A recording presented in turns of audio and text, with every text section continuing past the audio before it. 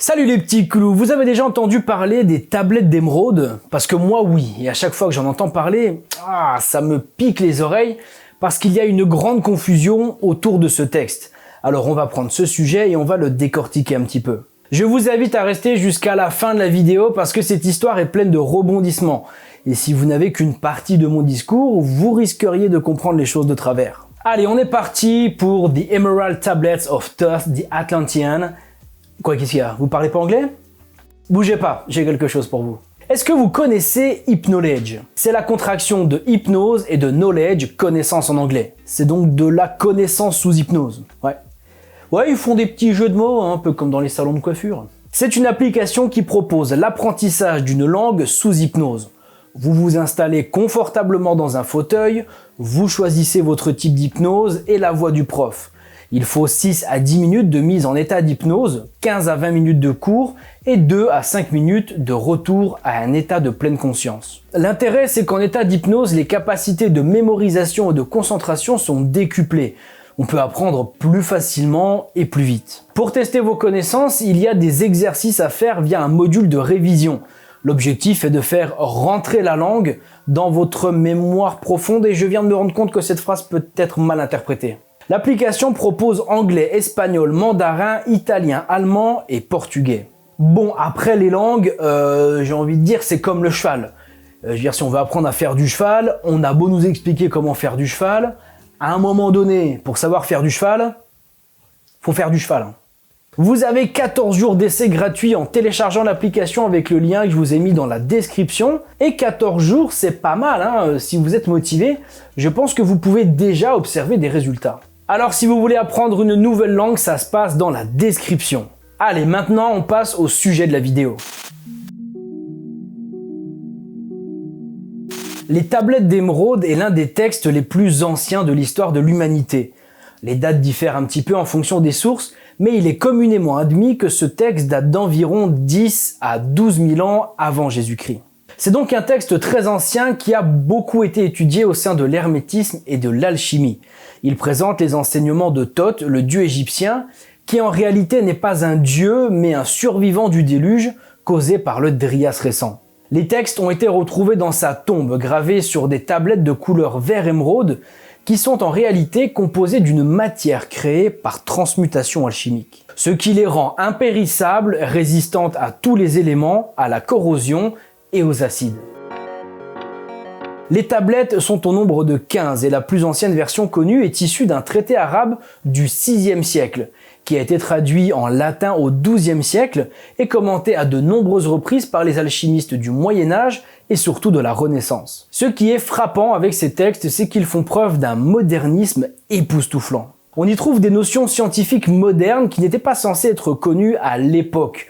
Alors c'est dit avec des mots différents évidemment, mais les concepts sont là et ça c'est dingue. Il évoque des notions de physique quantique, de polarité des corps célestes, des champs d'énergie qui entourent la Terre et que les scientifiques ont appelé bien plus tard la ceinture de Van Allen. Ce qui est complètement idiot quand on y pense parce que les mecs portaient des pantalons tellement petits qu'ils n'avaient pas besoin de ceinture. Bref, les tablettes d'émeraude, que l'on appelle aussi les tablettes de Thoth l'Atlante, sont une énigme historique absolue.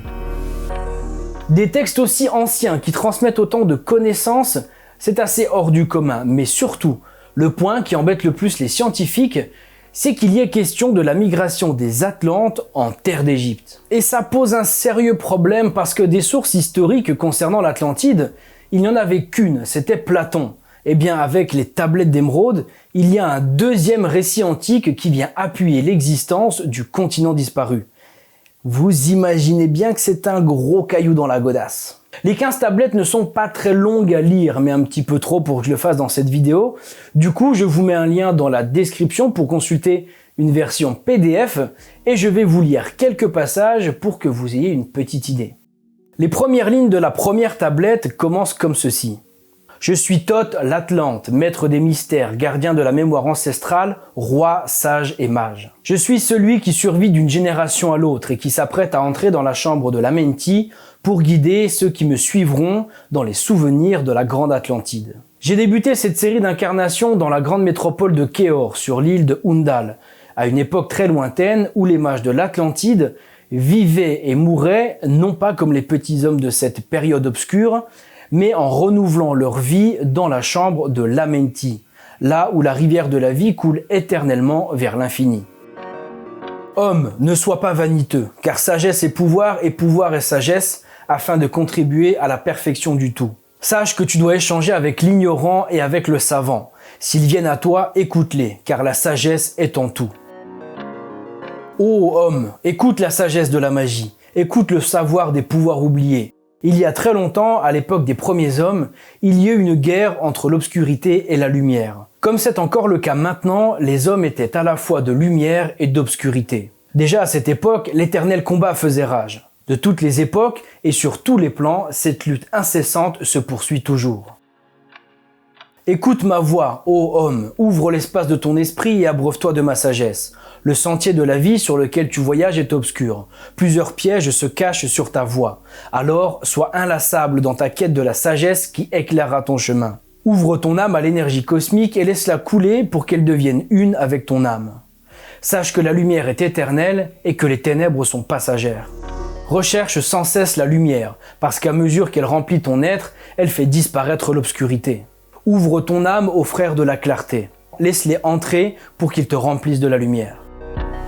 Avant mon départ, je veux te donner les secrets qui te permettront de te libérer de la servitude des ténèbres et des chaînes de la chair pour t'élever de l'obscurité vers la lumière. Sache que l'âme doit être nettoyée de toutes ses obscurités avant d'entrer dans le portail de la lumière. C'est pourquoi j'ai mis en place les mystères afin que ces secrets puissent être découverts. Même si l'homme sombre dans l'obscurité, il pourra toujours se fier sur la lumière comme guide. Les écrits se concluent avec cette phrase que l'on trouve dans la 15e et dernière tablette. Et maintenant, je vous quitte mes enfants.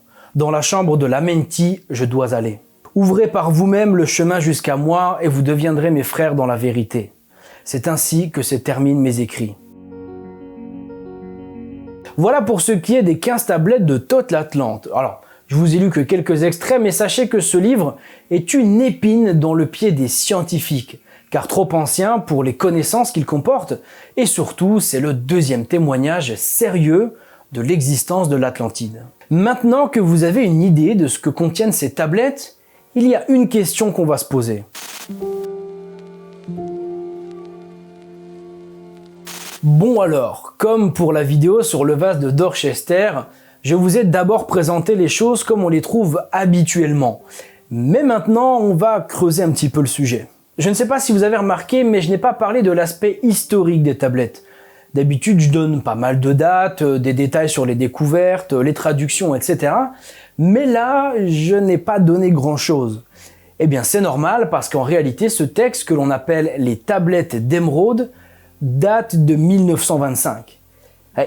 C'est pas si vieux que ça finalement. À l'origine de cette histoire, on trouve une certaine Helena Blavatsky. Je me rends compte qu'elle est à l'origine de beaucoup de trucs foireux, cette petite dame, et qu'il faut vraiment que je lui consacre une vidéo. En 1888, elle sort un livre intitulé La Doctrine secrète, dans laquelle elle parle de la Grande Loge Blanche. Il s'agit d'un regroupement d'initiés ayant atteint les plus hautes sphères spirituelles et qui ont pour but de guider l'humanité. Alors, ce n'est pas un regroupement de personnes physiques, ce sont des âmes désincarnées qui sont regroupées sur un autre plan de conscience. L'idée va faire son petit bonhomme de chemin et en 1925, un certain Claude Dodgin, de son vrai nom Maurice Doréal, explique qu'il est entré en contact avec la Grande Loge Blanche et qu'il a reçu l'ordre de ceux qu'il appelle les maîtres ascensionnés d'aller récupérer les tablettes de Thoth et de les traduire. Il raconte son périple dans son livre et accrochez-vous à vos slibards parce que c'était une sacrée aventure. Un beau matin, il fait un voyage astral en direction du Tibet. Alors, pour ceux qui ne sont pas très à l'aise avec le concept, un voyage astral, c'est quand vous arrivez à sortir l'âme de votre corps et que vous vous baladez un petit peu partout. Donc, il se rend au Tibet et une fois là-bas, il rencontre les maîtres ascensionnés de la Grande Loge Blanche. Alors, comme ce sont des êtres immatériels et que lui est en plein voyage astral, tout ça ne se déroule pas dans le vrai monde physique. Du Tibet, il l'emmène en Amérique du Sud, sous un temple maya. Il y trouve la tablette du dieu Thoth, âgé de 38 000 ans, et il la remet à son emplacement d'origine, sous le sphinx de Gizeh. Il va recevoir l'autorisation de les traduire de l'Atlante à l'anglais. Parce que oui, les tablettes sont en Atlante, vu que c'était écrit par Thoth l'Atlante. Ah ben si elles avaient été écrites directement en anglais, On aurait flairé l'arnaque. En 1930, il va créer la Fraternité de la Loge Blanche pour que sa traduction des tablettes de Thoth devienne la source d'un enseignement spirituel. Maintenant que vous savez ce qu'il en est historiquement, on va se poser une autre question.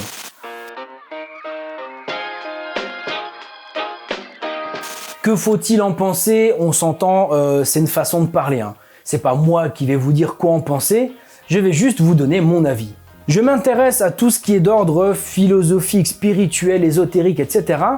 Et ce qui compte pour moi, c'est la façon dont résonne une idée dans ma tête. Je me moque complètement de savoir par qui a été écrit un livre ou une phrase, et je me moque aussi de son histoire. Ça ne veut pas dire que ça ne m'intéresse pas, mais ce qui compte, c'est ce qui va se passer à l'intérieur de moi et rien d'autre. Cette façon de percevoir la connaissance me donne un avantage. Je suis complètement imperméable au sophisme par association. Vous savez forcément ce que c'est parce que de nos jours, il est utilisé tout le temps et c'est souvent par les mêmes.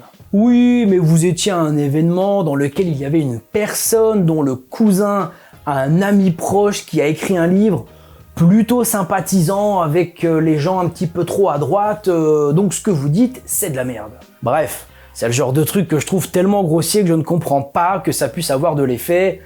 Et pourtant, ça en a. Si vous avez du mal à vous pencher sur les écrits d'un auteur parce que vous avez entendu du mal de lui, faites l'effort de vous dire que c'est juste des mots imprimés sur du papier et que l'essentiel, c'est ce qu'il va se produire en vous. Tout ça pour dire que l'histoire des tablettes de Thoth est bien évidemment inventée. C'est juste un mec qui voulait donner du poids à ses écrits en faisant remonter leurs origines à l'Atlantide. Mais est-ce que ça en fait pour autant un mauvais texte? Eh ben pas du tout. Ce n'est pas parce que l'histoire autour de ce livre est bidon que le bouquin l'est aussi. Alors, tout ce qui touche aux Atlantes est un petit peu ridicule selon moi, mais il y a quelques punchlines dans ce bouquin qui sont intéressantes. Quand il dit dans la tablette 7, « Le sentier de la vie sur lequel tu voyages est obscur. Plusieurs pièges se cachent sur ta voie. Alors sois inlassable dans ta quête de la sagesse qui éclairera ton chemin. Ouvre ton âme à l'énergie cosmique et laisse-la couler pour qu'elle devienne une avec ton âme. » Cette phrase, du point de vue spirituel, est intéressante. Ce n'est pas une grande révélation non plus, mais ça reste une phrase intéressante. Le fait de s'ouvrir et de tenter de retrouver l'unicité, le fait d'être inlassable dans sa quête, tout ça c'est plutôt positif. Dans la tablette 15, on trouve ce passage intéressant aussi. La lumière et l'obscurité sont de même nature, elles diffèrent seulement par leur apparence, puisque chacune provient de la source unique du tout. L'obscurité est le désordre, la lumière est l'ordre. L'obscurité transmutée devient la lumière de la lumière. Voilà mon enfant, quel est le sens de ta vie? Transmuter l'obscurité en lumière. Dans un cadre ésotérique, je trouve ces propos très intéressants. On les retrouve d'ailleurs dans d'autres textes célèbres, formulés différemment. Mais ce qui est assez logique quand on y pense, parce que Maurice Doreal s'est inspiré de Blavatsky et de plein d'autres occultistes avant lui. Donc il a principalement reformulé des concepts en les habillant d'une histoire d'Atlante. Mais malgré ça, c'est plein de philosophie et de spiritualité. Donc ça reste intéressant à lire. Par contre, il y a un truc que je ne peux plus supporter, et c'est la raison pour laquelle je fais cette vidéo. Si vous tapez tablette d'émeraude sur Google, vous allez tomber dans un océan de confusion. Par exemple, ce site dit que le livre a été écrit par Hermès Trismégiste. Sur Amazon, vous trouvez les 15 tablettes de Thoth en version papier avec comme auteur Hermès Trismégiste. Sur Rakuten, pareil. J'ai même trouvé un blog qui parle des tablettes de Thoth et qui lui attribue aussi le Kybalion. Des livres font le lien entre alchimie, hermétisme et les tablettes de Thoth. Bref, c'est un océan de n'importe quoi, mais ça peut se comprendre parce qu'Hermès Trismégiste a écrit un livre qui s'appelle La table d'émeraude, qui se confond facilement avec les tablettes d'émeraude. Mais pour arrêter la confusion, on va faire un bref rappel historique. L'hermétisme est un courant de pensée qui est né en Égypte aux alentours du 3e siècle avant Jésus-Christ. Les premiers écrits que l'on trouve se nomment les Hermetica. Au début, il s'agit de traités d'astrologie, de médecine occulte et de magie, mais vers le 1er siècle avant Jésus-Christ, on trouve des œuvres plus philosophiques et mystiques qui invitent à une quête de compréhension de l'univers. C'est dans cette deuxième vague de littérature que l'on trouve un traité du nom de Corpus Hermeticum, et c'est dans ce traité que l'on trouve la table d'émeraude. Alors autant le Corpus Hermeticum, on a encore des morceaux, autant le passage qui s'appelle la table d'émeraude, on n'a plus du tout le texte d'origine. C'est important de garder ça à l'esprit parce que quand on entend parler d'hermétisme, on a l'impression qu'on en a des pleines bibliothèques avec des bouquins comme neufs. Et en fait, pas vraiment. D'ailleurs, vous savez à quoi ça ressemble, les textes d'Hermès Trismégiste? Eh ben voilà, ça ressemble à ça et à ça. Donc, quand vous entendez parler d'hermétisme, gardez à l'esprit que les textes d'origine sont des bouts de papyrus déchirés. Si on a pu en savoir plus sur ce courant de pensée, c'est parce qu'au 7e siècle, les Arabes envahissent le Proche-Orient ainsi que l'Égypte et prennent connaissance des textes hermétiques. C'est au 8e siècle qu'un savant du nom de Jabir ibn Hayyan nous offre la première traduction en arabe de la Table d'Émeraude. Il faudra ensuite attendre le 12e siècle et plus précisément 1140 pour avoir la première traduction latine faite par Hugues de Santalla. Il traduit un livre de l'arabe au latin puisqu'à ce moment-là, les textes grecs étaient perdus. Voilà, ça c'est l'hermétisme, un courant de pensée né en Égypte au 3e siècle avant Jésus-Christ dont il nous reste quelques morceaux de papyrus et surtout des traductions arabes qui ont été faites des siècles plus tard. Vous comprenez bien que ça n'a strictement rien à voir avec les tablettes d'émeraude de Thoth l'Atlante qui ont été écrites par Maurice de Réal en 1925 dans le but de servir de dogme à sa confrérie. Encore une fois, ce n'est pas parce que l'histoire autour est fausse que le texte est nul. Mais c'est pas pour ça que ça en fait une pépite non plus. Il y a quelques concepts très intéressants du point de vue de la spiritualité. Vous pouvez tout à fait lire ce texte, mais par contre, ne faites plus la confusion entre les tablettes d'émeraude de Thoth l'Atlante et la tablette d'émeraude d'Hermès Trismégiste. Ça n'a rien à voir du tout. Voilà les petits clous, j'espère vous avoir apporté quelques petites lumières pour votre chemin. Prenez soin de vous et passez de bonnes fêtes de fin d'année. Ciao.